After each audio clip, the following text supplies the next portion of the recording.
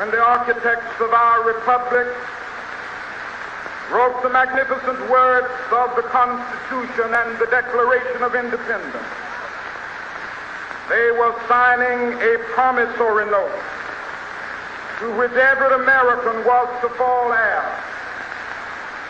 This note was a promise that all men, yes, black men as well as white men, would be guaranteed the unalienable rights of life, liberty, and the pursuit of happiness. It is obvious today that America has defaulted on this promissory note insofar as her citizens of color are concerned.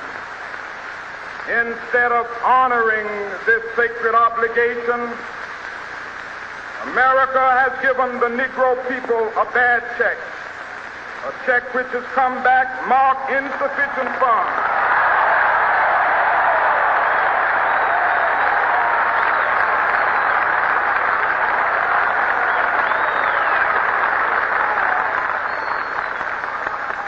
But we refuse to believe that the Bank of Justice is bankrupt.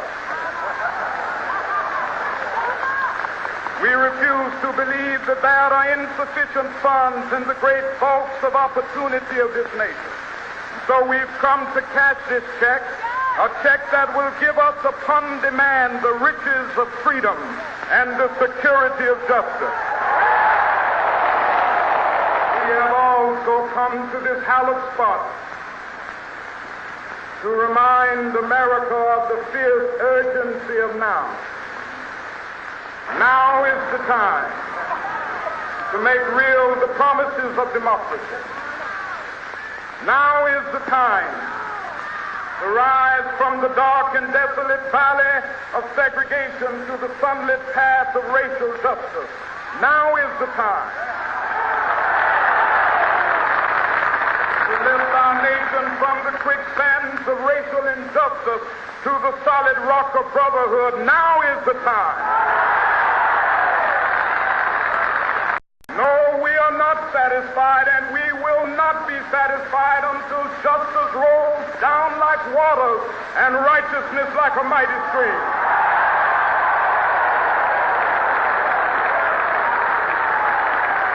Let us not wallow in the valley of despair. I say to you today, my friends,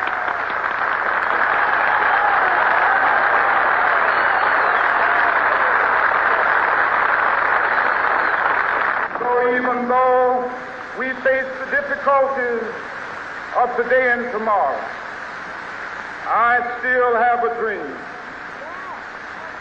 It is a dream deeply rooted in the American dream. I have a dream that one day this nation will rise up, live out the true meaning of its creed. We hold these truths to be self-evident, that all men are created equal. I have a dream that one day on the red hills of Georgia, the sons of former slaves and the sons of former slave owners will they be able to sit down together at the table of brotherhood. I have a dream that one day even the state of Mississippi, a state sweltering with the heat of injustice, sweltering with the heat of oppression, will be transformed into an oasis of freedom and justice. I have a dream that my 4 little children will one day live in a nation where they will not be judged by the color of their skin, but by the content of their character. I have a dream today.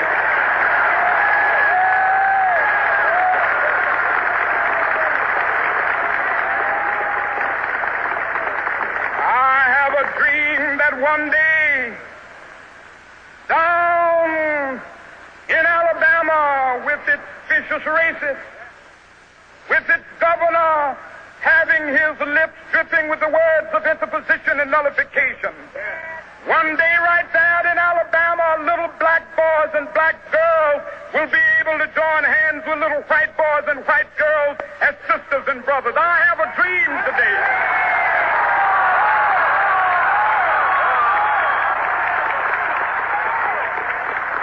I have a dream that one day every valley shall be exalted.